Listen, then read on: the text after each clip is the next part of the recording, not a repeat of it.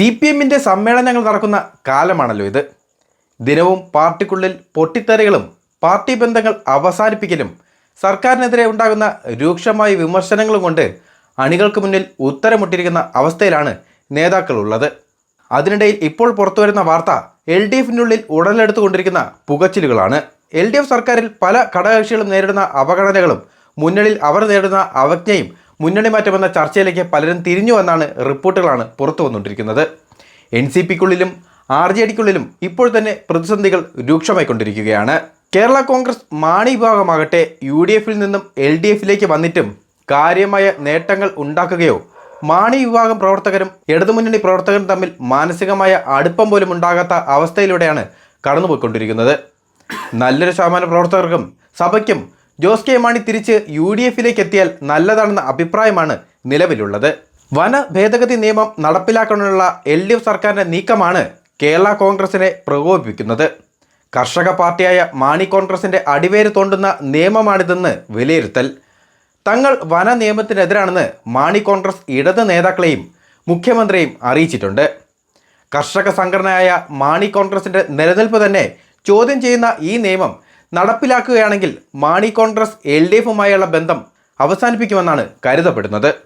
കഴിഞ്ഞ ലോക്സഭാ തെരഞ്ഞെടുപ്പിൽ മത്സരിക്കാൻ സീറ്റ് നൽകാത്തതും പാർട്ടിയുടെ ഏക MLA ആയ KP മോഹനന് മന്ത്രിസ്ഥാനം നൽകാത്തതും RJD അതൃപ്തി ഉണ്ടാക്കിയിട്ടുണ്ട്. പാർട്ടി ചെയർമാൻ MV ശ്രേയംസ്കുമാറിനെ വീണ്ടും രാജ്യസഭാ സീറ്റിൽ മത്സരിപ്പിക്കാൻ അനുവദിക്കാതെ CPM സീറ്റ് കൈയടക്കുകയും ചെയ്തു.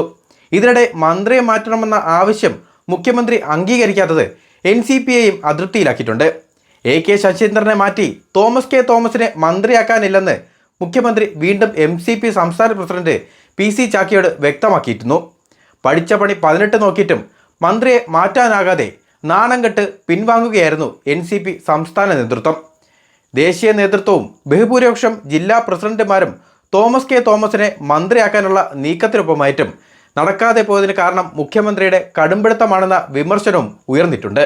അതിനിടെയാണ് അമ്പലത്തിനുള്ളിൽ ഷർട്ട് ധരിച്ച് കയറുന്ന വിഷയവുമായി ബന്ധപ്പെട്ട് കേരള കോൺഗ്രസ് B നേതാവും മന്ത്രിയുമായ KB ഗണേഷ് കുമാർ പരസ്യമായി സർക്കാരിനെ തള്ളിക്കൊണ്ട് രംഗത്ത് വന്നതും. മുഖ്യമന്ത്രിയെ ഞെട്ടിച്ചുകൊണ്ടായിരുന്നു KB ഗണേഷ് കുമാറിൻ്റെ പ്രസ്താവന. NSSും സർക്കാരുമായുള്ള പാലമായിരുന്നു കേരള കോൺഗ്രസ് B. ഗണേഷ് കുമാർ UDFനൊപ്പം പ്രവർത്തിക്കണമെന്നാണ് NSSൻ്റെയും മനസ്സിൽ. ഇതോടൊപ്പം ഇടതുമുന്നണി ഉപേക്ഷിച്ച് പുറത്തു വന്ന PV അൻവറിൻ്റെ അറസ്റ്റും ഇടതുമുന്നണി പ്രവർത്തകർക്കിടയിൽ ശക്തമായ അമർഷം രൂപപ്പെടുത്താൻ കാരണമായിട്ടുണ്ട്.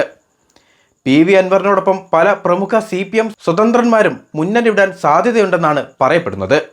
അതോടൊപ്പമാണ് CPMനുള്ളിൽ ഇപ്പോൾ നടന്നുകൊണ്ടിരിക്കുന്ന വെട്ടിനിരത്തൽ പ്രക്രിയ. CPMലെ പല ഉന്നത നേതാക്കളെയും വെട്ടിനിരത്തി വീട്ടിലിരുത്തിയത് പാർട്ടി പ്രവർത്തകർക്കിടയിലും അനുഭാവികൾക്കിടയിലും പാർട്ടിയുടെ പ്രതിച്ഛായ നഷ്ടപ്പെടുത്തുന്ന അവസ്ഥയിലാണ് നിലവിൽ CPM എത്തി നിൽക്കുന്നത്. EP ജയരാജനെ LDF കൺവീനർ സ്ഥാനത്ത് നിന്ന് മാറ്റിയതും പാർട്ടിയുടെ അഴിമതി വിരുദ്ധ മുഖമായിരുന്ന G സുധാകരനെ എല്ലാ സ്ഥാനങ്ങളിൽ നിന്നും മാറ്റിയതും അധികാരത്തിലെത്താൻ മുന്നിൽ നിന്ന് കാണിച്ച KK ശൈലജയെ അവഗണിക്കുന്നതും പാർട്ടി കണ്ണൂർ ജില്ലാ സെക്രട്ടറിയായി ശോഭിച്ചിരുന്ന P ജയരാജനെ വെറും ഖാദി ബോർഡ് ചെയർമാനാക്കി ഒതുക്കിയതും അവസാനമായി സുരേഷ് കുറുപ്പിനെ വീട്ടിലിരുത്തിയതും പാർട്ടിക്കുള്ളിൽ വലിയ രീതിയിലുള്ള അസ്വാരസ്യങ്ങൾക്ക് കാരണമായിട്ടുണ്ട്. അതിനിടയിൽ പല പ്രമുഖ CPM നേതാക്കളും UDFുമായും BJPയുമായും പാർട്ടി മാറ്റത്തെ സംബന്ധിച്ചുള്ള ചർച്ച നടത്തുന്നതായും റിപ്പോർട്ടുകൾ പുറത്തു വന്നിരുന്നു.